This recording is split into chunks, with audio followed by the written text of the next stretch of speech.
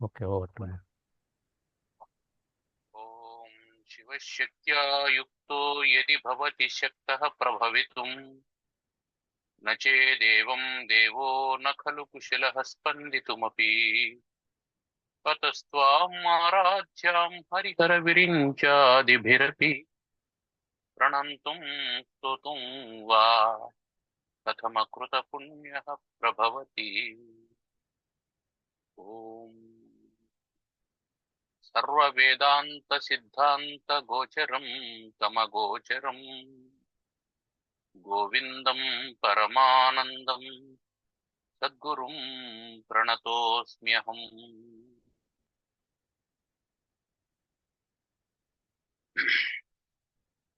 మోహం జహి మహామృత్యుం దేహదారసుతాదిషు యం జిత్వా మునయో యాంతి తద్విష్ణోః పరమం పదం.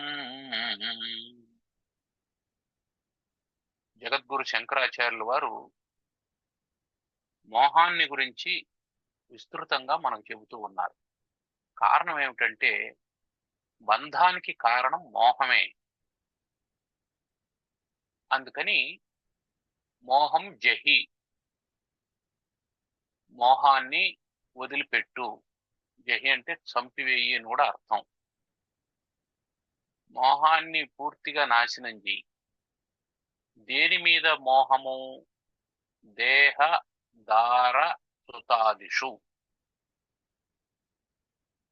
మోహం ఎక్కడి నుంచి మొదలవుతుంది?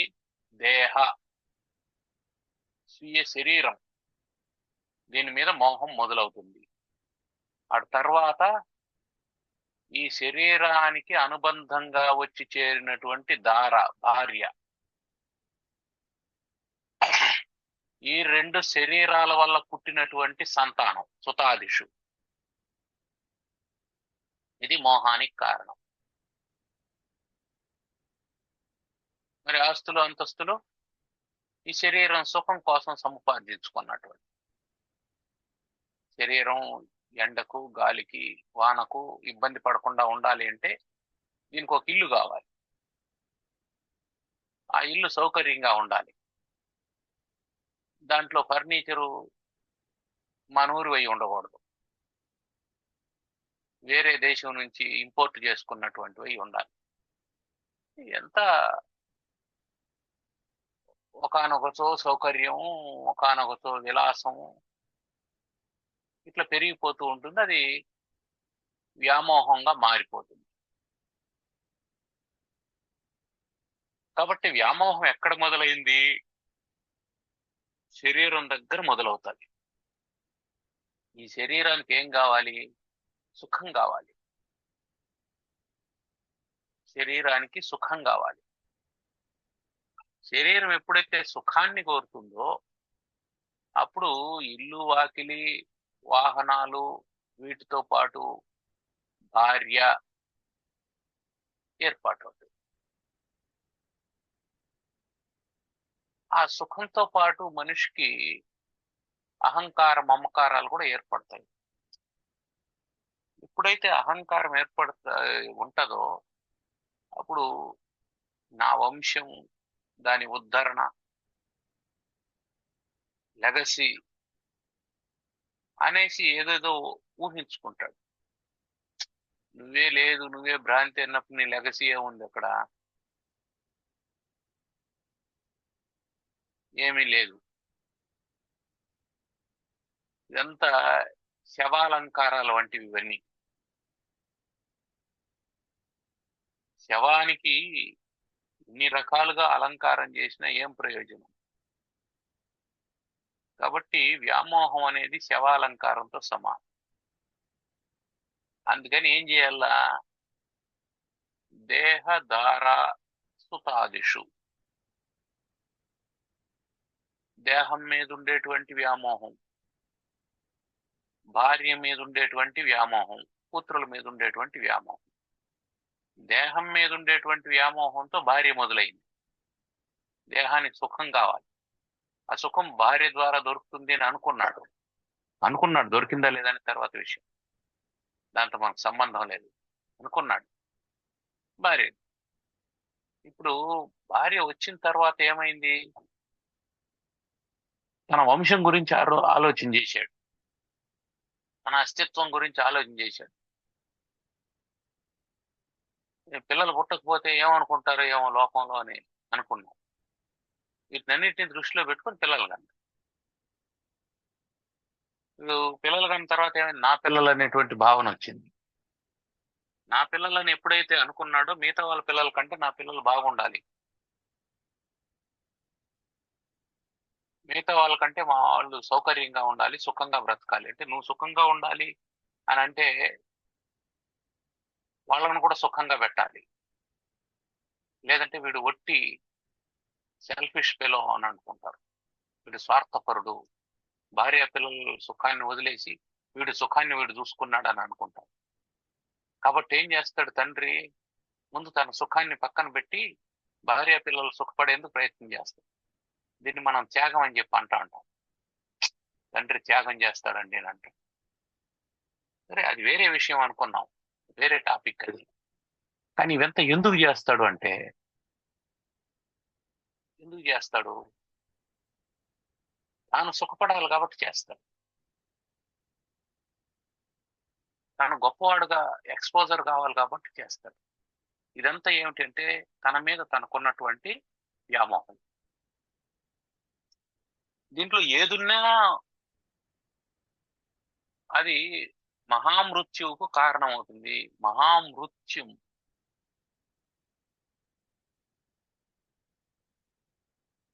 మృత్యు అంటే సరిపోయింది కదా, మహామృత్యు అని ఎందుకు అన్నాడు స్వామి? ఈ మృత్యు అంటే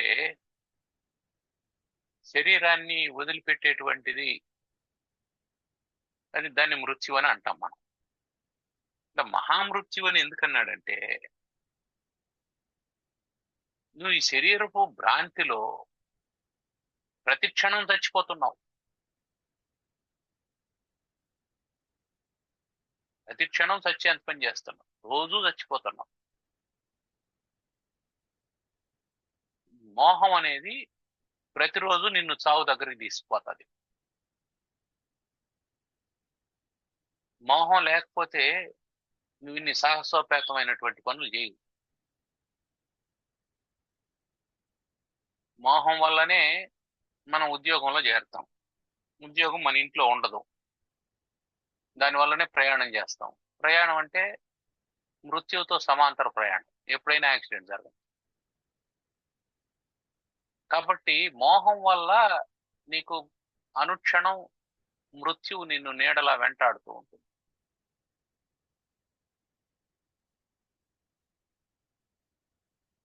అందుకే దాన్ని మహామృత్యువు అని చెప్పి అన్నారు.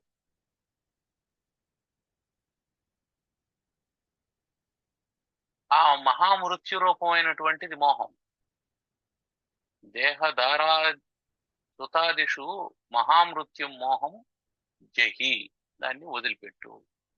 ఆ మహామృత్యు రూపమైనటువంటి మోహాన్ని ఎప్పుడైతే వదులుతామో అది మనకేమవుతుంది? అమృతత్వాన్ని ఇస్తుంది. మృత్యువు లేదు అంటే అమృతత్వాన్ని ఇస్తుంది. అమృతత్వం ఏమిటి? మరణం లేకుండా ఉండడం. అమృతత్వం అంటే మరణం లేకుండా ఉండడం. మరణం లేదంటే అర్థం ఏమిటి? జననం లేదని అర్థం. జనన మరణాలు లేవంటే మోక్షం కలిగింది అని అర్థం. అందువల్ల మోహాన్ని వదిలిపెట్టకపోతే మోక్షం రాదు. మోహం మోక్షానికి ప్రతిబంధకం. యం జిత్వ, యం అంటే మోహాన్ని, ఏదైతే మహామృత్యు రూపంలో ఉందో ఆ మోహాన్ని జిత్వ, గెలిచినటువంటి మునయ, మునులు యాంతి, చేరుకుంటున్నారు. దేన్ని? తద్ విష్ణోహ పరమం పదం, ఆ విష్ణువు యొక్క పరమ పదాన్ని చేరుకుంటూ ఉన్నారు. మునయ, మునులు. మోహాన్ని జయించిన వాడు ముని. ముని అంటే మౌనంగా ఉండేవాడు అని అర్థం. మోహం ఉన్నవాడెవడు మౌనంగా ఉండలేడు. మౌనంగా ఉండడం అంటే మాట్లాడకుండా ఉండడం అని కాదు. వ్యామోహం లేకుండా ఉండడం.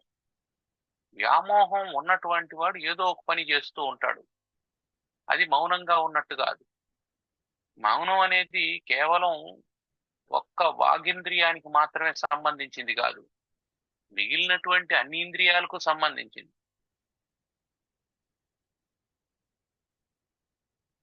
మాట్లాడకుండా చూస్తా ఉన్నాడంటే మౌనంగా ఉన్నట్టు కాదు. మాట్లాడకుండా వింటా ఉన్నాడంటే మౌనంగా ఉన్నట్టు కాదు. మాట్లాడకుండా నడుస్తూ ఉన్నాడంటే మౌనంగా ఉన్నట్టు కాదు. సమస్తమైనటువంటి ఇంద్రియ వ్యాపారము అణిగిపోయిందంటే అది మౌనం. ఆ మౌనంలో ఉండేటువంటి వాడిని ముని అంటారు. ఇంద్రియ వ్యాపారం ఎప్పుడు జరుగుతుంది? ఎప్పుడు వ్యామోహం ఉంటుందో అప్పుడు ఇంద్రియ వ్యాపారం జరుగుతూనే ఉంటది. నాకు దేని మీద ఆకాంక్ష లేదండి అని ఎంఎస్ సుబ్బలక్ష్మి పాడినటువంటి బా సుప్రభాతం వింటూ ఉంటాను. ఘంటసాల గానం చేసినటువంటి భగవద్గీత వింటూ ఉంటాను అంటే అది కూడా వ్యామోహమే అనేది గుర్తుపెట్టుకోవాలి మనం. అది కూడా వ్యామోహమే. అప్పుడు అది మౌనం కాదు. ఎందుకు? ఆహా ఎంత బాగా పాడుతుంది అని ఆకర్షిస్తుంది నీ ఇంద్రియం. ఏది? శ్రవణేంద్రియం. ఆ శబ్దానికి ఆకర్షితమైపోతుంది. అప్పుడు దాని మీద చింతన మొదలవుతుంది. అప్పుడు మౌనం ఎట్లా అవుతుంది అది? కాబట్టి ముని అంటే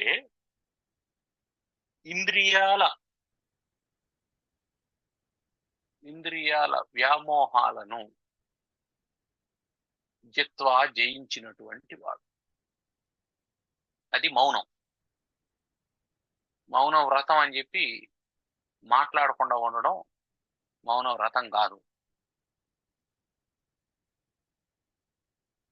కళ్ళతో చూడకుండా ఉండాలి, ముక్కుతో వాసన పీల్చకుండా ఉండాలి, చెవులతో వినకుండా ఉండాలి, కాళ్లతో నడవకుండా ఉండాలి, చేతులతో తీసుకోకుండా ఉండాలి, ఇవ్వకుండా ఉండాలి.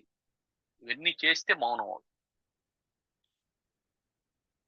అంటే ఏం అర్థం?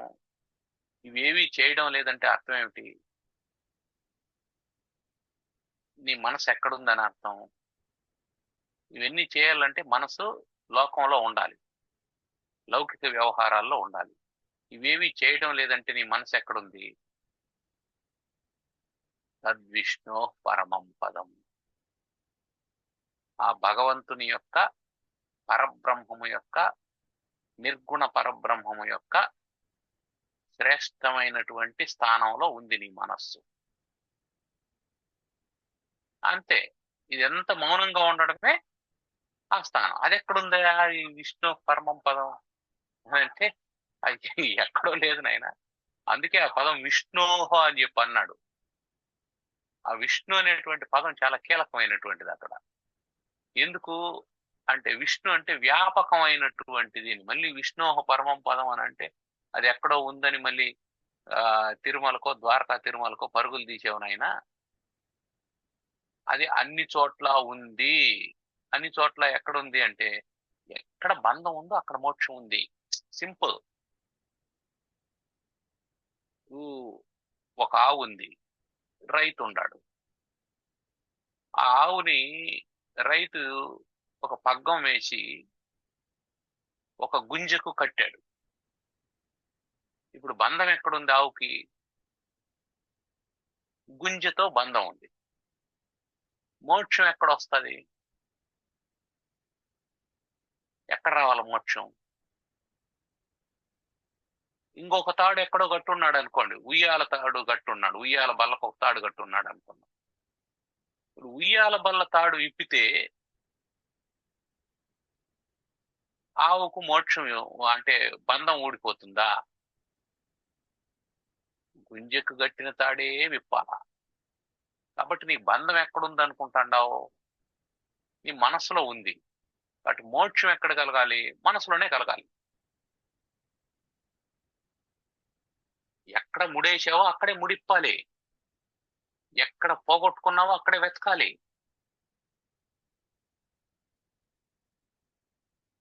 తిరుపతిలో దారబోసుకున్నటువంటి రూపాయిని ఆస్ట్రేలియాలో వెతికితే దొరకదు.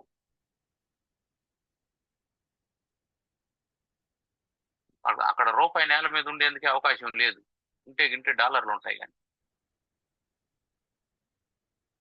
అందువల్ల అవకాశం లేనటువంటి చోట నువ్వు ఎంత ప్రయత్నం చేసినా లాభం లేదు. అందుకే నాయన పరమం పదం అనగానే నేను తిరుమలకు పోతాను, కాశీకి పోతాను అని చెప్పి అంటావేమో అనే ఉద్దేశంతో జగద్గురు శంకరాచార్యుల వారు విష్ణోహ పరమం పదం అన్నాడు. విష్ణోహ సర్వవ్యాపకమైనటువంటిది, అన్ని చోట్ల ఉండేటువంటిది, అన్ని చోట్ల ఉండేది. అన్ని చోట్ల అంటే ఎక్కడెక్కడ సార్? మళ్ళీ ఎక్కడెక్కడ అని అనుకో. ఎక్కడెక్కడ అన్నామంటే కొన్ని చోట్ల అవుతుంది. అన్ని చోట్ల అన్న తర్వాత ఎక్కడా అని అడగకూడదు. మళ్ళీ ఎక్కడెక్కడ అని అన్నామంటే కొన్ని చోట్ల అని అర్థం. అన్ని చోట్ల అన్నామంటే మళ్ళీ ఎక్కడా అని అడగకూడదు. అయితే అన్ని చోట్ల ఉండేదాన్ని ఎట్లా చేరుకోవాలనంటే, నీకు ఎక్కడ ముడి వేశారో అక్కడ ముడి వదిలేస్తే సరిపోయింది. ఇంకొక కొండ ఉంది, అందులో నీళ్లు ఉన్నాయి, దాంట్లో ఒక చేప ఉంది. ఆ కొండని సముద్రంలో పెట్టాము ఇట్లా. ఇప్పుడు చేప సముద్రంలో ఉందా లేదా? ఉంది. మరి సముద్రం అంతా ఈదగలుగుతుందా? లేదు. మరి దానికి బంధం ఉందా, మోక్షం ఉందా? బంధం ఉంది. ఎందుకు బంధం ఉంది? అది కొండ నుంచి బయట రావడం లేదు, కొండలోనే తిరుగుతా ఉంది. ఇదే ప్రపంచం అనుకోండి. ఇప్పుడు అదేం చేయాలా? దాని నుంచి బయటపడాల. బంధం ఎక్కడుందో దాని నుంచి బయటపడాల. బంధం నుంచి బయటకు వచ్చిందంటే మోక్షం ఎక్కడుంది? అక్కడే ఉంది. మళ్ళీ ఆ కొండకు పైన నీళ్లు ఉన్నాయి, సముద్రం ఉంది, కింద సముద్రం ఉంది, పక్కన సముద్రం ఉంది, చుట్టూ సముద్రం ఉంది. సముద్రం కోసం మళ్ళీ వెతకాల్సిన అవసరం లేదు. అది it should come from out from the shell. అంతే, come out from the shell. చిప్పలో నుంచి, ఆ కొండలో నుంచి అది బయట రావాలి. అప్పుడు మోక్షం. అందుకని మహామృత్యుం మోహం ఎం జిత్వా, దాన్ని జయించినటువంటి ముని. మోహాన్ని వదలాలి. మోహాన్ని వదిలి మౌనంగా ఉండాలి. నేను మోహాన్ని వదిలేశాను అని అంటే, if you give a statement, అంటే నువ్వు స్టేట్మెంట్ ఇచ్చినావు అనుకో, నేను మోహాన్ని వదిలేశాను అని, ఆ స్టేట్మెంట్ ఇచ్చినావు అంటే నువ్వు మోహంతోనే ఉండవు అని అర్థం. ఎందుకు? నీకు మౌనం రాలే, నువ్వు నోటితో చెప్తున్నావు.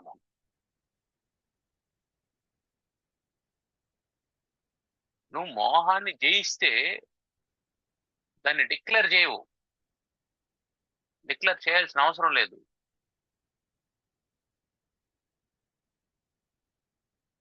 నీకు లడ్డు వడ్డించలేదు, బంతిలో కూర్చున్నావు, అందరికి వడ్డిస్తూ ఉన్నారు. బఫే కాదు, కూర్చోబెట్టి భోజనం పెడతాన్నారు. భోజనం పెడుతూ ఉంటే ఆయన యువతల ఆకులో లడ్డు పెట్టాడు. ఈలోపు ఎవరో పిలిచాడు, అటు తిరిగాడు. మళ్ళీ ఇటు తిరిగే కొద్దికి ఒక అడుగు ముందుకు నడిచాడు. మీ ఆకు మారిపోయింది, మిమ్మల్ని వదిలేసి తర్వాత ఆకులో పెట్టాడు. ఇప్పుడు ఆందోళన మొదలైంది. ఎందుకు? లడ్డు మిస్ అయింది. ఇగో నాకు లడ్డు పెట్టలేదు అని అడిగితే, అందరికి పెట్టుకుంటూ వచ్చినాను కదా అని అంటే, పెడితే పర్వాలేదు, పెట్టకపోతే ఇంకో సినిమా. ఇప్పుడు ఏం పెట్టకపోతే ఏమైంది? నీకు లడ్డు తినాలన్నటువంటి వ్యామోహం ఉంది. లడ్డు తినాలన్నటువంటి వ్యామోహం ఉంది కాబట్టి నీ మనసు మౌనంగా లేదు. నీ మనసు మౌనంగా లేదు. ఇప్పుడు ఏం చేస్తావు? ఇక్కడ మిస్ అయింది లడ్డు అని చెప్తావు. నాకు పెట్టలేదు అని అంటావు. ఓ మిస్ అయిందా అని అతను వెనక్కి వచ్చి లడ్డు పెట్టాడు. లడ్డు పెట్టేసిన తర్వాత మళ్ళీ అడుగుతావా? అడగవు. ఇప్పుడు ఏం చేస్తావు? మౌనంగా ఉంటావు. మౌనంగా ఉంటావు అంటే నేను వ్యామోహాన్ని జయించినాను అని మళ్ళీ చెప్తావా? అప్పటి వరకు నీకేం వ్యామోహం ఉంది? లడ్డు కావాలనే వ్యామోహం ఉంది, వచ్చేసింది లడ్డు, సైలెంట్ గా ఉంటావు. కాబట్టి వ్యామోహం బంధానికి కారణం అని తెలుసు, వ్యామోహాన్ని వదులుకున్నావు. వ్యామోహాన్ని వదులుకున్నాను అని చెప్పినాను అంటే ఏమర్థం? వ్యామోహంతో ఉన్నాను అని అర్థం. నువ్వు వ్యామోహం ఇప్పుడు లడ్డు నీకు పెట్టిన తర్వాత నాకు లడ్డు పెట్టారు అని చెప్పాల్సిన అవసరం ఏముంది అంటాను నేను. నీకు లడ్డు పెట్టకపోతే కదా అయ్యా నాకు లడ్డు పెట్టలేదని అడుగుతావు. వడ్డించేవాడు నీకు లడ్డు వడ్డించేసాడు, ఇప్పుడు ఎందుకు అడుగుతావు? కాబట్టి మోహం ఉంటే నాకు మోహం పోలేదని చెప్తావు. మోహం పోయింది అనుకో, నాకు మోహం పోయిందని ఎందుకు చెప్తావు? మోహం పోయింది అని చెప్తాండావు అంటే మోహాన్ని పోగొట్టుకో, మోహాన్ని కూడా గెలిచాననేటువంటి ఒకానొక అహంకారం నీలో ఉంది అని అర్థం. అది కూడా మోహమే. కాబట్టి నేను భక్తుడు అనేటువంటి భావం కూడా ఉండకూడదు. అది విచిత్రం ఇక్కడ. అందుకని ఎం జిత్వా మునయ, దాన్ని గెలిచిన వాడు ముని అవుతాడు. అతను ఏం చేస్తాడు? విష్ణోహ పరమం పదం యాంతి, తద్ విష్ణోహో పరమం పదం యాంతి, ఆ విష్ణువు యొక్క పరమ పదాన్ని పొందుతున్నాడు.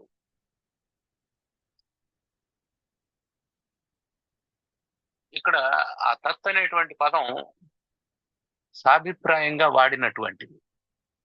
తద్విష్ణోహో అనే దాంట్లో తత్తు,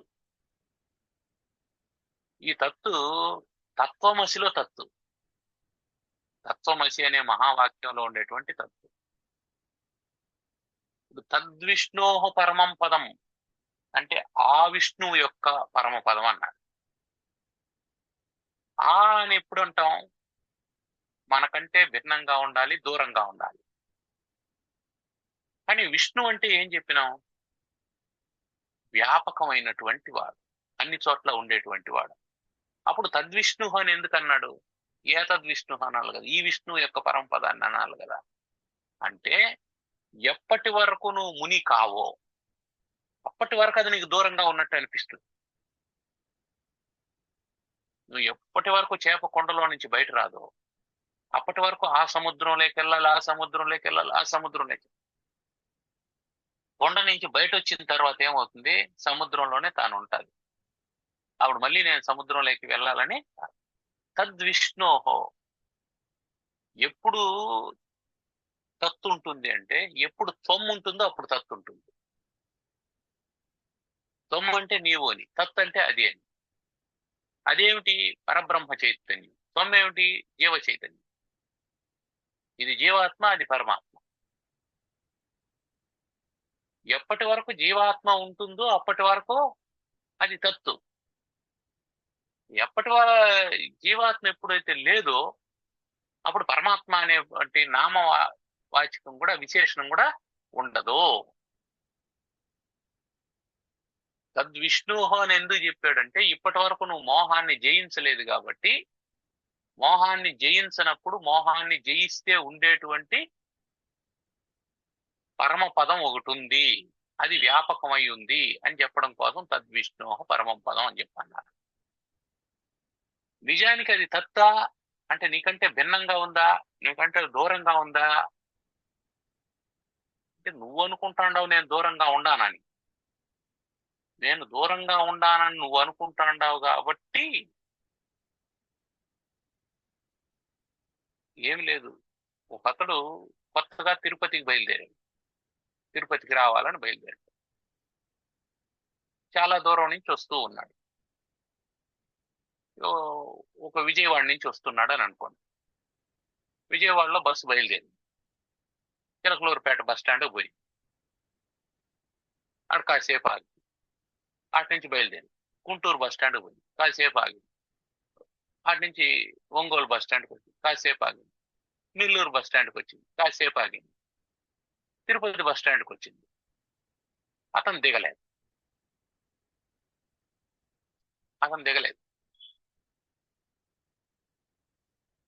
ఏమైనా దిగలేదంటే నేను తిరుపతిలో దిగాల అని చెప్పాను. అప్పుడు కండక్టర్ ఏమన్నాడు, ఇదే తిరుపతి దిగు అన్నాడు. ఇదే తిరుపతి అనేంత వరకు అతను ఎక్కడున్నాడు? తిరుపతిలోనే ఉన్నాడు. అది గుంటూరు లాగా, నెల్లూరు లాగా, ఒంగోలు లాగా, ఇది కూడా ఏదో ఊరు అనుకున్నాడు. నువ్వు చేరాల్సింది ఇదే అని తెలిసిన తర్వాత ఇప్పుడు అది వేరే అవుతుందా? కాదు. ఎక్కడున్నాడు? ఎక్కడ చేరాలో అక్కడే ఉన్నాడు. మరి ఎక్కడ చేరాలో అక్కడే ఉంటే ఎందుకు దిగలేదు? అది అదే అని తెలియదు, అంతే, ఇంకేం లేదు. అట్లాగే జీవుడు కూడా పరమాత్మలోనే ఉన్నాడు, అదే పరమాత్మ తెలియదు. అదే పరమాత్మ అనేది ఎప్పుడు తెలుస్తుంది? అది తెలిసిన వాడు చెప్పాలా. ఎట్లయితే కండక్టర్కి తెలుసు, అతను చెప్పాడు, అట్లాగే గురువుకు తెలుస్తుంది, గురువు చెప్తాడు. కాబట్టి జగద్గురువుల వారు మనకు చెప్తున్నారు, తద్విష్ణోహ పరమం పదం.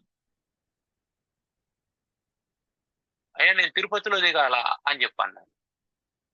నేను తిరుపతిలో దిగాలంటే నేను ఉండే చోటు కంటే తిరుపతి వేరుగా ఉంది అనేసి కదా అనుకున్నాడు. ఇదే తిరుపతి అంటే తత్ విష్ణోహో పరమం పదం ఏతదేవా. నువ్వు ఏదైతే అది అనుకుంటాడో ఆ తిరుపతి అని అనుకుంటాడో ఆ తిరుపతి ఇదేరా నాయనా అని చెప్పి అన్నాడు. అంతవరకు అది తిరుపతి. ఇప్పుడు అదేమైంది? ఇదే అయింది. కాబట్టి తత్ ఏమవుతుంది? తొమ్మ అవుతుంది. తత్ ఏమవుతుంది? తొమ్మ అవుతుంది. ఆ తత్తే తొమ్మ అయిపోయి రెండు ఒకటి అయిపోతాయి. నువ్వు వెళ్ళాల్సింది వెళ్ళింది రెండు ఒకటే. నువ్వు చేరాల్సిన గమ్యం చేరిపోయినావు. కాబట్టి మోహాన్ని జయించినటువంటి మునులు, మోహాన్ని జయించినటువంటి వాళ్ళు విష్ణోహ పరమం పదం యాంతి అంటే సరిపోయింది కదా, మధ్యలో మునులు ఎందుకు? మోహాన్ని జయించినటువంటి వాళ్ళు పరమపదాన్ని పొందుతారంటే సరిపోయింది కదా, మధ్యలో మునులు అని ఎందుకు అనాలి? అంటే మునులు మాత్రమే, అసలు మాత్రమే మోక్షాన్ని పొందుతారా? ఆ ముని శబ్దానికి అర్థం అది కాదు. అయ్యా నువ్వు మోహాన్ని జయిస్తావు. దేని మీద మోహాన్ని జయించినావు? దేహం మీద మోహాన్ని జయించినావు, భార్య మీద మోహాన్ని జయించినావు, సుతుల మీద మోహాన్ని జయించినావు. Very good. అయితే నువ్వు ముని కాకపోతే ఏమవుతుందంటే ఈ వ్యామోహం మళ్ళీ ఆకర్షిస్తుంది నిన్ను. నిన్న చెప్పుకున్నట్టే, నిన్న క్లాసులో మనం విశ్వామిత్రుని గురించి చెప్పుకున్నామే. అట్లా విశ్వామిత్రుడు ఏం చేశాడు? భార్యని, పిల్లల్ని, రాజ్యాన్ని అంతా వదిలేశాడు.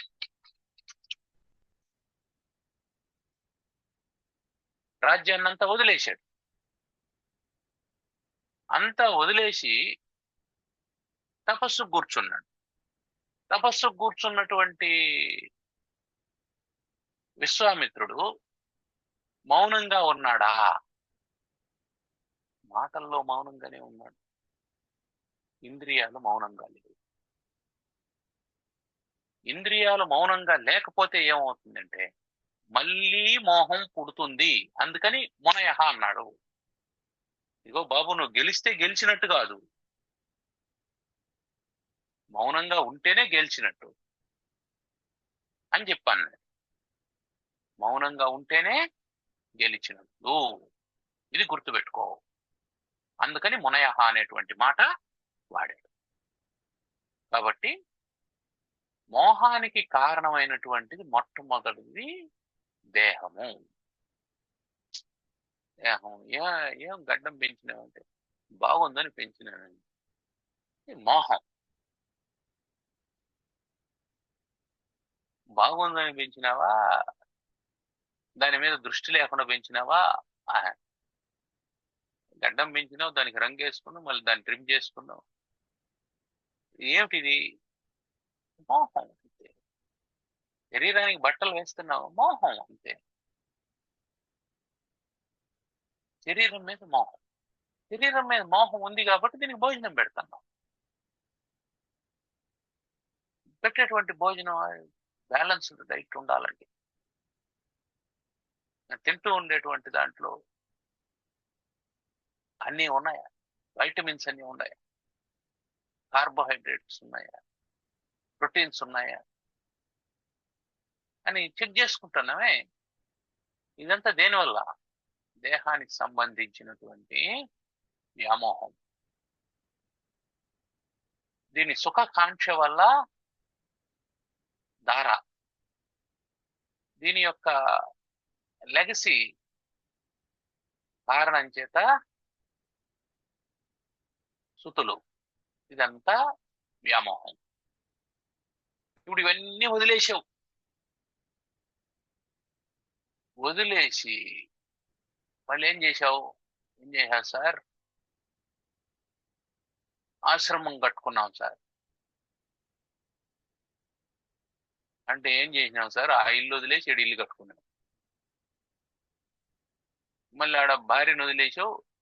మళ్ళీ ఇక్కడ ఎవరో పని మనుషులు, వ్యవహారం, దీన్ని నడిపేవాళ్ళు, తోసేవాళ్ళు. నీ పని నువ్వు చేసుకోవడం లేదు కదా. నువ్వు చెత్తలో పడుకుంటున్నావా, మట్టిలో పడుకుంటున్నావా? లేదు కదా. మళ్ళీ దాని ఇల్లు, దాన్ని శుభ్రం చేయడానికి ఒక మనిషి, మళ్ళీ శరీరాన్ని పోషించడానికి భోజనము, వంట వండడానికి ఒక మనిషి చేస్తున్నావు. ఇప్పుడు ఏం వదిలేవు సార్ నువ్వు?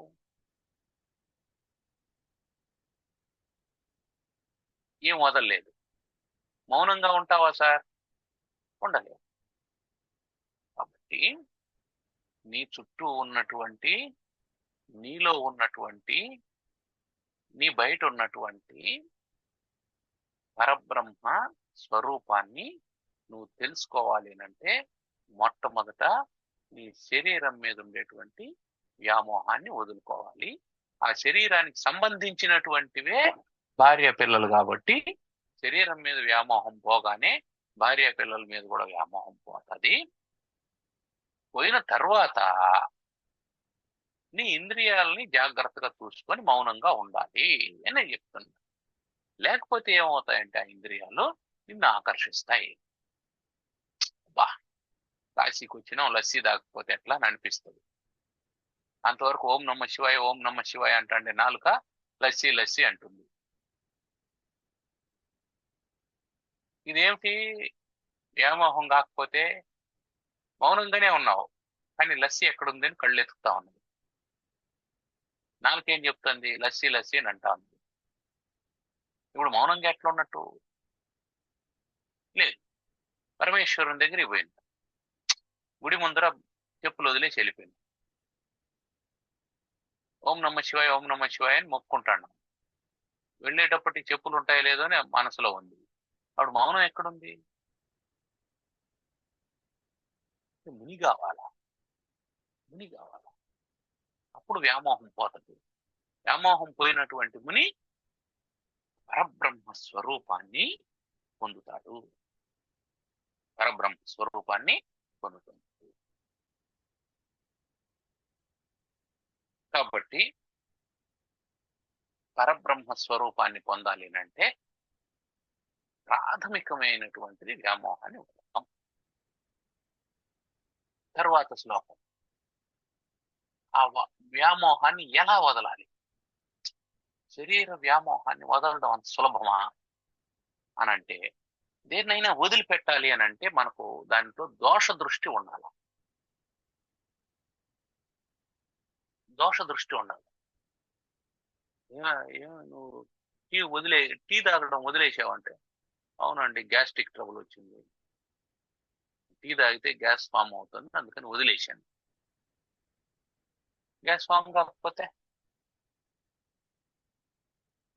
వదిలిండేవాడివా? ఏమండి మీరు స్వీట్లు తినడం లేదు, డయాబెటిక్ అండి. డయాబెటిక్ కాకపోతే వదిలిండేవాడివా? అంటే వదలడానికి బేసిక్ గా మనిషికి ఏం కావాలా? దోష దృష్టి ఒకటి కావాలి. దోష దృష్టి ఉంటే వదిలేస్తాడు. ఇప్పుడు ఈ శరీరం మీద నీకు ఉన్నటువంటి దృష్టిని మార్చుకో. ఆ శరీరం యొక్క వాస్తవ స్థితిని చూడు. అది ఇంతలా ప్రేమించదగినటువంటిదా లేదా ద్వేషించదగినటువంటిదా అనేది నీకు అర్థం అవుతుంది. అందుకని ఏం చెప్తున్నాడు? త్వం త్వం మాంసరుధిర స్నాయు మేధో మజ్జాస్తి సంకులం పూర్ణం మూత్రపురీషాభ్యాం స్థూలం నింద్యమిదం వపుః. ఇదం వపుః, ఈ శరీరం, దేహం స్థూలం, కనిపిస్తూ ఉన్నటువంటిది, చూడ్డానికి కనిపిస్తూ ఉన్నటువంటి, స్పష్టంగా కనిపిస్తూ ఉన్నది. నా మనసు బాగలేదన్నారు అనుకోండి, ఏది చూపించు అంటే చూపించలే. నా శరీరం గాయపడింది అంటే చూపించవచ్చు. దెబ్బ తగిలిందండి నాకు, ఎక్కడ తగిలింది? ఇదిగో కాలు దగ్గర దెబ్బ, చేయి దగ్గర దెబ్బ తగిలింది, చూపించవచ్చు. నా మనసు బాగలేదంటే యూ కాంట్ షో. కాబట్టి ఏది చూడడానికి యోగ్యమైనటువంటిదో అది స్థూలం. దృష్టి కానేటువంటిది స్థూలం. కాబట్టి వపుః స్థూలం, వపుః స్థూల శరీరం. ఇదం, ఇది. ఇది అని ఎందుకు అంటున్నాం? ఇది అని ఎప్పుడు అంటాం? దగ్గరగా ఉండేదాన్ని ఇది అంటాం, దూరంగా ఉండేదాన్ని అది అంటాం. ఇక్కడ ఇదం అని ఎందుకు అన్నారు గురువు గారు అంటే, నీకు దగ్గరగా ఉండేది నీ శరీరమే మొట్టమొదట. దాన్ని బట్టి ఏమర్థమైంది? నాకు దగ్గరగా ఉండేది నా శరీరం అంటే అర్థం ఏమిటి? నేను శరీరం కాదు అని, అది వేరే వస్తువు అని. అది ఆ ఇదం అనేటువంటి పదానికి ఉండేటువంటి సార్థకత అక్కడ. ఇదం వపుః, ఈ శరీరం. ఈ శరీరం అంటే నీకు దగ్గరగా ఉండేటువంటి శరీరం. నీకు దగ్గరగా ఉంది అంటే అది నువ్వు కాదు. అది నీదైతే కావచ్చు, కానీ నువ్వు కాదు. ఇది రహస్యం ఇందులో. అట్లాంటి ఈ శరీరం, నువ్వు ఇంత దగ్గర పెట్టుకొని ఉండేటువంటి శరీరం నింద్యం. నువ్వు శ్రేష్టమైనటువంటి వస్తువుని దగ్గర పెట్టుకొని ఉంటే పర్వాలేదు అయ్యో బాబు, నువ్వు పనికిరానటువంటి వస్తువుని దగ్గర పెట్టుకోను. అది నువ్వు గుర్తుపెట్టుకోవాల్సింది. ఇది నింద్యమైనటువంటి శరీరం, శ్రేష్టమైనటువంటి శరీరం కాదు. ఎట్లా అంటావండి? ఇది మూత్ర పురీషాభ్యాం పూర్ణం. మూత్ర పురీషాలతో, మలమూత్రాలతో పూర్ణం నిండినటువంటిది ఈ శరీరం. ఇది ఎట్లాంటిదంటే చెత్త కుప్పకు సెంటు కొట్టడం లాంటిది శరీరం అంటే.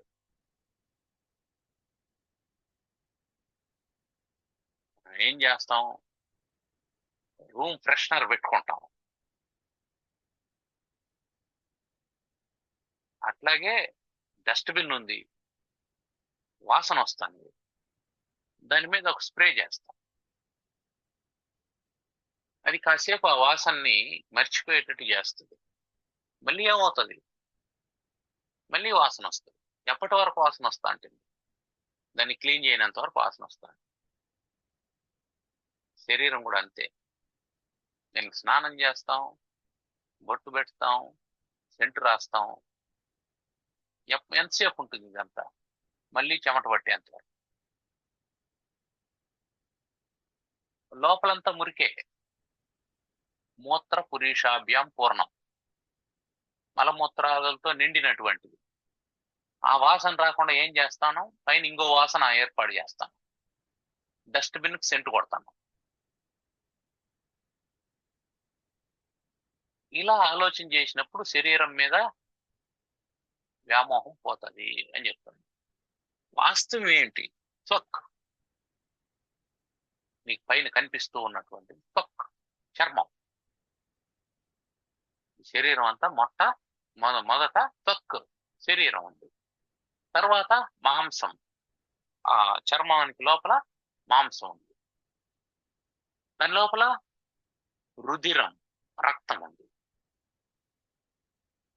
దాని లోపల స్నాయు, నరాలు ఉన్నాయి.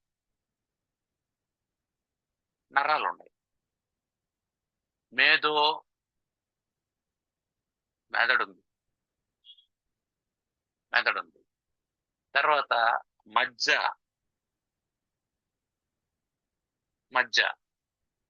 అంటే ఆ ఎముకల లోపల ఉండే ఎముకల పైన ఉండే కొవ్వు ఉంది.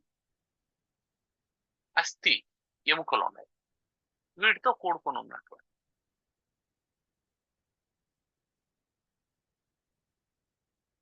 ఇది శరీరం. ఇవన్నీ ఉన్నాయి. వీటి లోపలేముంది? ఇదంతా ఈ కంటైనర్ తయారు చేయడానికి వాడినటువంటి పదార్థాలు ఇవి. ఎముకలు, కాండలు, కొవ్వు, నరాలు,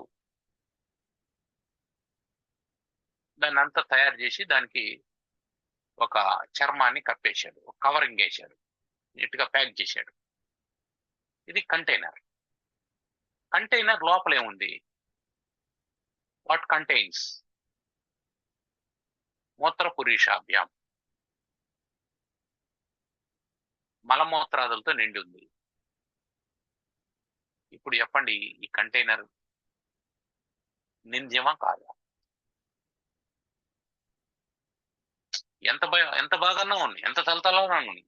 ఎట్లాంటి షోరూమ్లన్నా పెట్టుండి దీన్ని. ఏ రంగు అయినా ఉంది, ఎంత పొడవు అయినా ఉంది, ఏ సైజులో అయినా ఉంది. That is not the matter. It contents the unwanted material. So container లోపల పనికిరాని పదార్థం ఉంది.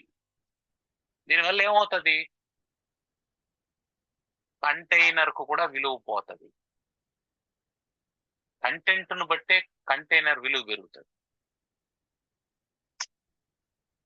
ఎప్పుడైనా container should be removed. We are paying to content only, not for the container. Course it is chargeable when it contents.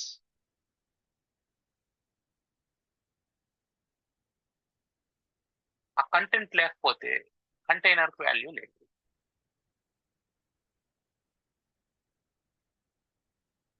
కాబట్టి వీటన్నిటితో కూడుకొని ఉన్నటువంటి సంకులం అంటే కలిసి ఉన్నట్టు, ఒకదాంతో కలిసి ఉన్నాయి. అన్నిటిని ఏర్పాటు చేసిన తర్వాత పైన ఒక అందమైనటువంటి కలర్ఫుల్, ఆకర్షణీయమైనటువంటి ఒక చర్మాన్ని కప్పేశాడు. కవరింగ్,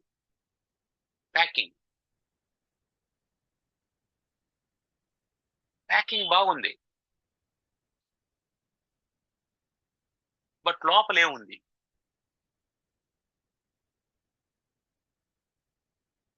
ప్యాకింగ్ చూసి కొంటామా, లోపల ఉండే వస్తువుని చూసి కొంటామా? ప్యాకింగ్ అనేది మనల్ని ఆకర్షిస్తుంది. లోపల ఉండే వస్తువుని గురించి తెలుసుకున్నాం అనుకోండి, చిచి దీన్నా మనం కొనేది అని పక్కన పెట్టేస్తాం. కాబట్టి గురువు గారు ఏం చెప్తున్నారంటే, నీ మోహానికి ప్రధాన కారణమైనటువంటి దేహం యొక్క వాస్తవ స్థితిని తెలుసుకో. ఇది మలమూత్రాదులతో నిండి ఉన్నటువంటిది. అటువంటి దీని మీద వ్యామోహం ఎందుకు అని చెప్తున్నారు.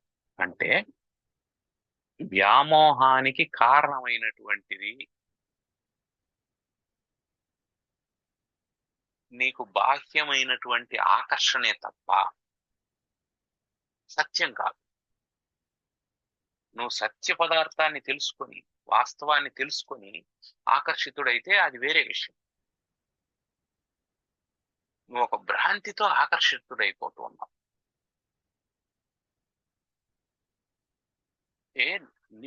నిప్పు మండుతూ ఉంటుంది, దీపం మండుతూ ఉంటుంది.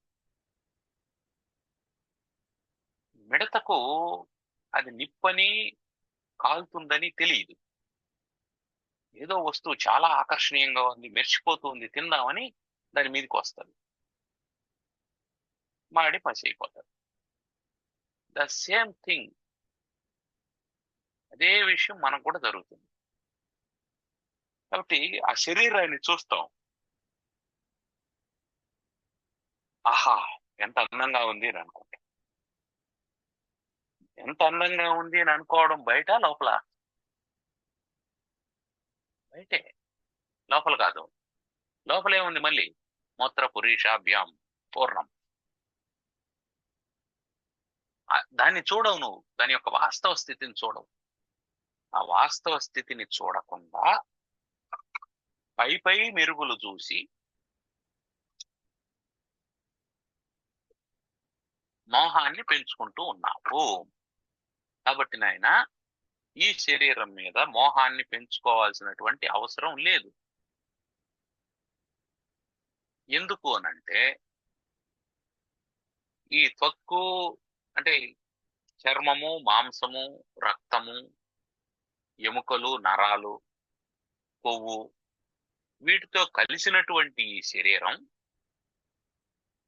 ఇవేవి విలువైనటువంటివి కాదు.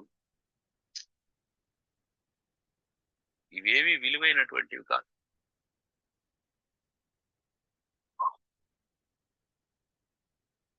ఒకసారి ఒక చక్రవర్తి, అతని మంత్రి ఇద్దరు వీధిలో నడుస్తూ ఉన్నారు. నడుస్తూ ఉంటే ఎదురుగా ఒక సన్యాసి కనిపించాడు, వస్తూ ఉన్నాడు. వెంటనే చక్రవర్తి ఏం చేశాడంటే దిగాడు, గుర్రం మీద నుంచి దిగాడు. గుర్రం మీద నుంచి దిగి నేరుగా వెళ్ళి సన్యాసి పాదాల మీద పడ్డాడు. పడి నమస్కారం చేశాడు. మంత్రి దిగలేదు. అటు తర్వాత వచ్చి ఆ చక్రవర్తి గుర్రం ఎక్కాడు. గుర్రం ఎక్కితే మంత్రి అన్నాడు, మీరు చేసిన పని నాకేం నచ్చలేదండి. మీరు ఈ దేశానికి చక్రవర్తి, ఏ అస్తిత్వం లేనటువంటి ఒక సన్యాసికి మీరు నమస్కరించాల్సినటువంటి అవసరం లేదు. అది మీ గౌరవానికి హాని కలిగిస్తుంది, మీ స్టేటస్ కి అది ఇబ్బంది అని చెప్పి అన్న.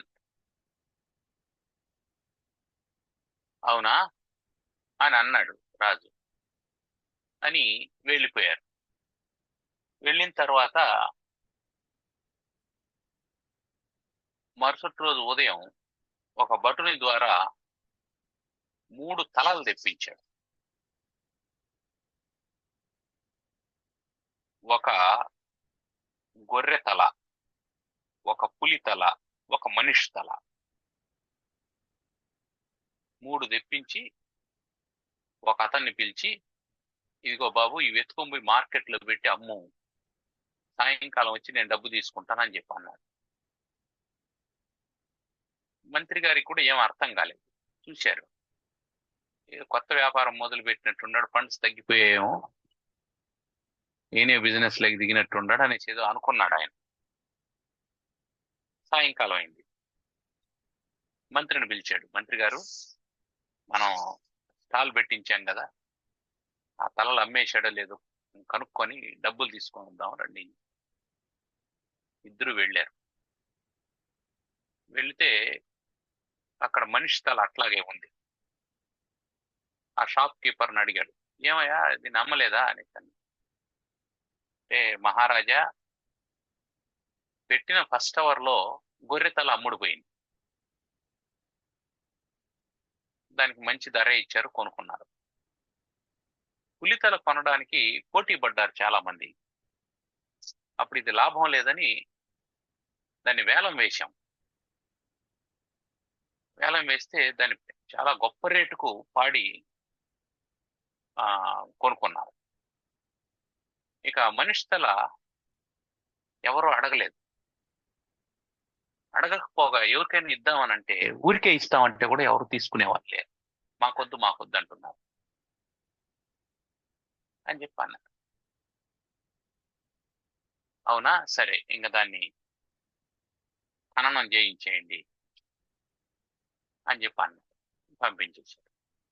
అక్కడ నుంచి బయలుదేరుతూ మంత్రి గారికి చెప్పారు, చూశారా మంత్రి గారు, ప్రాణం ఉన్నంతసేపే ఈ తలకు విలువ, ప్రాణం పోయిన తర్వాత ఈ మనిషి తల కంటే గొర్రె తల, పులి తల ఎక్కువ ధర వలుకుతాయి.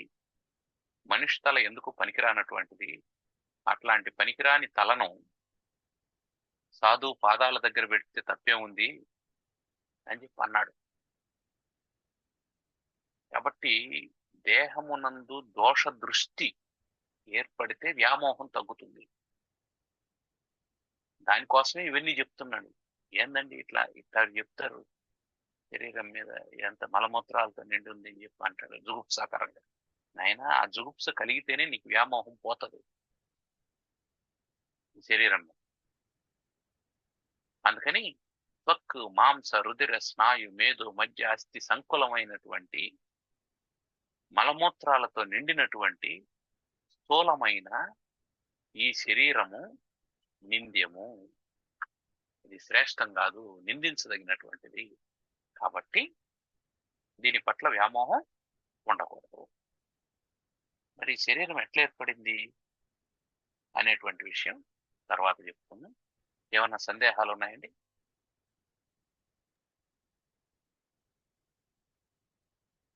ఇప్పుడు మనము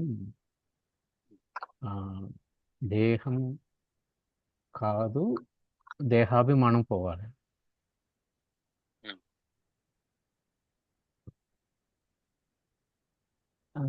ఇప్పుడు పూర్ణం అంటే మూత్రం పూర్ణంగా ఉందని తెలుస్తుంది. దాని కాంటెంట్ ఎలా మార్చగలము? గుర్తిస్తే చాలు.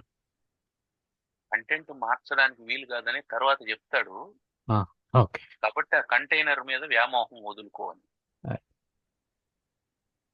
ఇప్పుడు అదేమిటండి, అందమైనటువంటి బాటల్లో సారా నింపాడు. బాటల్ చాలా అందంగా ఉంది.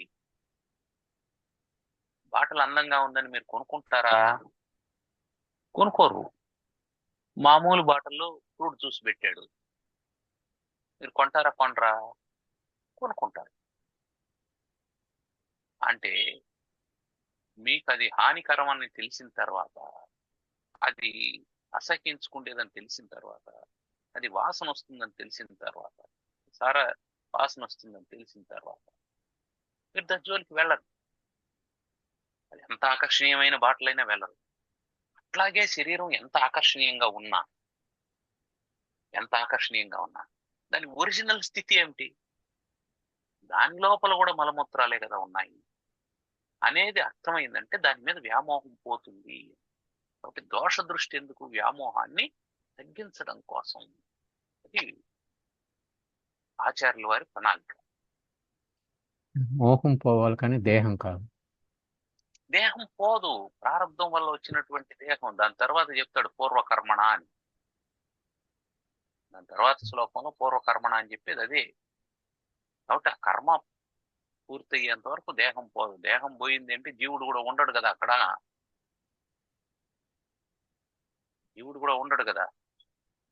దేహం పాడైపోయిందంటే జీవుడు ఉండడు.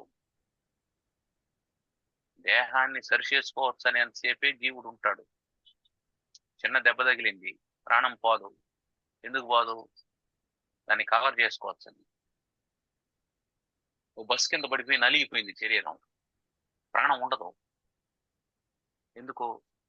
దాన్ని రిపేర్ చేయడానికి సాధ్యం కాదు. కాబట్టి రిపేర్ చేయడానికి సాధ్యం కానటువంటి శరీరంలో ఉండేం ప్రయోజనం అని చెల్లిపోతుంది. ఇల్లుందండి, గోడ క్రాక్ వచ్చింది, ఏం చేస్తాం? దానికి మళ్ళీ సిమెంట్ పెట్టడము, ప్యాక్ చేయడము ఇది చేస్తాం. లేదంటే ఆ గోడ తీసేసి మళ్ళీ కొత్త గోడ పెట్టుకోవడము ఇది చేస్తాం. అదే ఇల్లు కూలిపోయింది అనుకోండి, దాంట్లో ఉంటామా? ఉండం, వెళ్ళిపోతాం. భూకంపం వచ్చింది, ఇల్లు కూలిపోయింది, ఉండం, వెళ్ళిపోతాం. వెళ్ళిపోయిన వాడిని ఇంట్లో జీవుడు అంటామా ఇంకేమని అంటాము? వెళ్ళిపోయిన వాడిని ఏమంటాము? వెళ్ళిపోయిన వాడు జీవుడే కదా. అంతవరకు దాంట్లో జీవిస్తున్నవాడు అని అర్థం. జీవుడు అంటే ఎవరు? జీవిస్తున్నవాడు. ఈ ఇంట్లో పలానా ఆయన ఉండేవాడు. అది భూకంపంలో ఇల్లు కూలిపోవడంతో ఆయన ఖాళీ చేసి వెళ్ళిపోయాడు. ఖాళీ చేసి వెళ్ళిపోయాడు అంతే. జీవుడే. మొన్నటి వరకు ఈ ఇల్లు బాగా కంపు కొట్టి పాడుపడిపోయి ఉండేదండి. వాళ్ళు చాలా శుభ్రంగా దీన్ని తయారు చేసుకుని, అంటే ఏమర్థం? ఐసీయూలో ఉన్నాడు, రికవర్ అయ్యి వచ్చాడు, ఇప్పుడు బాగున్నాడు, ఆరోగ్యంగా ఉన్నాడు. అంతే, ఎక్కడైనా అంతే. ఇప్పుడు ఈ శరీరం మీద ఎప్పుడైతే దోష దృష్టి వస్తుందో దాని మీద వ్యామోహం పోతుంది. ఏమవుతాడు? ఈ ఇల్లు కట్టి 120 సంవత్సరాలు అయింది, ఏ క్షణంలో అయినా కూలిపోతుంది అని అనుకున్నప్పుడు ఏం చేస్తాడు? దాంట్లోనే ఉంటాడు అమాయకంగా? ఉండడు. అధికారులు కూడా ఏం చెప్తారు? ఇదిగో ఈ అపార్ట్మెంట్ కట్టి 120 సంవత్సరాలు అయిందయ్యా, ఏ క్షణమైనా కూలిపోతుంది, మీరు ఖాళీ చేయండి, మేమే కూల్చేస్తాం దీన్ని అని చెప్తారు. ఇప్పుడు ఏం చేస్తాడు? ఇది కూలిపోతుందని తెలిసినప్పుడు అందులోనే ఉండడు, వదిలేసి పక్కకి వెళ్ళిపోతాడు, వేరే దారి చూసుకుంటాడు. అదే ఇక్కడ కూడా వర్తిస్తుంది. శరీరం పోదు, వ్యామోహం పోవాలి. శరీరం పోదు, అది అట్టే ఉంటుంది. మలమూత్రాలు ఉంటాయి, మాంసం ఉంటుంది, రక్తం ఉంటుంది, ఎముకలు ఉంటాయి, నరాలు ఉంటాయి, ఇవన్నీ ఉంటాయి. వాటికి సంబంధించినటువంటి బాధలు ఉంటాయి. అవన్నీ కర్మ వల్ల, పూర్వ కర్మణ వచ్చేటువంటివి. ఇది పోదు, దాని మీద వ్యామోహం పోవాలి. తర్వాత ఏమైనా ప్రశ్నలు ఉన్నాయండి? మురళి గారు, మేడం చెప్పండి. అదే మరి సాధనకి మన శరీరం ఉపయోగపడుతుంది కదా, ఖచ్చితంగా. మరి వ్యామోహం అంటే నేను దీని ద్వారాగే నేను సాధన చేయగలను అనేది, అది ఆసక్తి అంటారా, మోహం అంటారా, వ్యామోహం అంటారా? ఇప్పుడు కాదండి, ఇప్పుడు మనం బావిలో నుంచి నీళ్లు తోడుకోవడానికి ఒక కుండ అవసరం. కుండ తెచ్చుకుంటాం. ఇప్పుడు మన ప్రాధాన్యత నీళ్లుకా కుండకా? నీళ్ళే కావాలి కదా. కానీ శరీరాన్ని కూడా అంతే. అట్లని కుండకు రంధ్రం పడిందంటే పనికి వస్తుందా? నీళ్లు తెచ్చుకోవడానికి క్రాక్ వచ్చిందంటే పనికి వస్తుందా? పనికిరాదు. అట్లని కొండను జాగ్రత్తగా చూసుకోవాలి. అట్లని కొండ మీద వ్యామోహం ఉండకూడదు. మనకు నీళ్ల మీద దృష్టి ఉండాలి తప్ప కొండ మీద దృష్టి ఉండకూడదు. కొండ మీద దృష్టి ఉండకూడదు అంటే ఇది డ్యామేజ్ అయిపోవాలని కాదు. అదే అదే అట్లాగే శరీరం ఇది దీన్ని కాపాడుకోవాలి. శరీరాన్ని ఎందుకు? సాధన కోసం. దీన్ని కాపాడేటువంటి క్రమంలో సాధనను వదిలేకూడదు. మనం ఏం చేస్తున్నాం? శరీరము, దాని సౌకర్యము, దాని సుఖము, దాని విలాసము, వీటిని దృష్టిలో పెట్టుకొని భగవంతుని ఎప్పుడో వదిలేశాం. మనం ఏం చేస్తున్నాం అంటే కుండకు డిజైన్ వేసుకుంటూ ఉన్నామే తప్ప దాంట్లో నీళ్లు తేవడం లేదు. అది ఇక్కడ చెప్తున్నటువంటిది. వ్యామోహం వదలాలి అని అంటే అర్థం ఏంటంటే నువ్వు దాంతోనే ఉంటావు, కానీ దాని మీద అటాచ్మెంట్ ఉండకూడదు చెప్తున్నటువంటిది. అర్థం ఏంటంటే మనం ఎప్పుడు వేదాంతాన్ని ఎక్కడ తప్పుగా అర్థం చేసుకుంటారంటే వేదాంతులంతా ఎస్కేపిస్టులు, అన్ని వదిలేస్తారు అని అనుకుంటారు. That is wrong. అందుకే మనకు ఇక్కడ భగవద్గీతను మనం అనుసంధానం చేసుకోవాలి. ఏది? కర్మణ్యేవాధికారస్తే మా ఫలేషు కదాచన అని చెప్పి అన్నాడే, ఆ మాటను ఇక్కడ అనుసంధానం చేసుకున్నామంటే అర్థమైపోతుంది. మనం పని చేస్తుంటాం, ఇంత వస్తేనే మనం ఈ పని చేస్తాం అనేటువంటి ఆలోచన ఉండదు. కాబట్టి మనం సాధన చేస్తూ ఉంటాం, ఆ సాధన ఫలితం గురించి మనం ఆలోచన చేయం. సాధన పరిపక్వత కోసం ప్రయత్నం చేస్తూ ఉంటాం. ఆ సాధనకు అవసరమైనటువంటి సామగ్రిలో ఇది ఒకటి. మనం పూజకు కావాల్సినటువంటి సామగ్రి సిద్ధం చేసుకుంటాం. గంట ఉంటది, పంచపాత్ర ఉంటది, ఉద్దరణ ఉంటది, ఇవన్నీ సిద్ధం చేసుకుంటాం. అవన్నీ దానికి ఉపకరణాలే, కానీ అది పూజ కాదు. అట్లనే అవి లేకుండా పూజ చేయము. అర్థమైంది.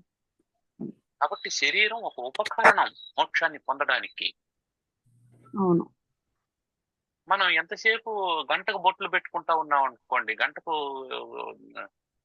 పూజ చేస్తా, గంటకు హారతి ఇస్తా ఉన్నాం అనుకోండి, ఉమ్, లాభం లేదు కదా. అందువల్ల శరీరం మీద దృష్టిని మరల్చి దానికి కావాల్సినటువంటిది ఏదో ఇచ్చేస్తే దాని పని అది చేస్తూ ఉంటుంది.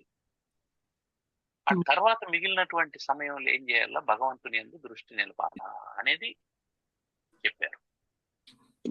అర్థమైంది. తర్వాత కన్క్లూడ్ చేద్దాం. తప్పకుండా. ధన్యవాదాలు. ఓం సర్వమంగళ మాంగళ్యే శివే సర్వార్థ సాధికే శరణ్యే త్ర్యంబకే గౌరీ నారాయణి నమోస్తుతే. ఓం స్వస్తి ప్రజాభ్యః పరిపాలయంతాం న్యాయ్యేణ మార్గేణ మహిం మహీషాః గోబ్రాహ్మణేభ్యः శుభమస్తు నిత్యం. లోకాः సమస్తాः సుఖినో భవంతు. ఓం శాంతి శాంతి శాంతి. ధన్యవాదాలు. ధన్యవాదాలు.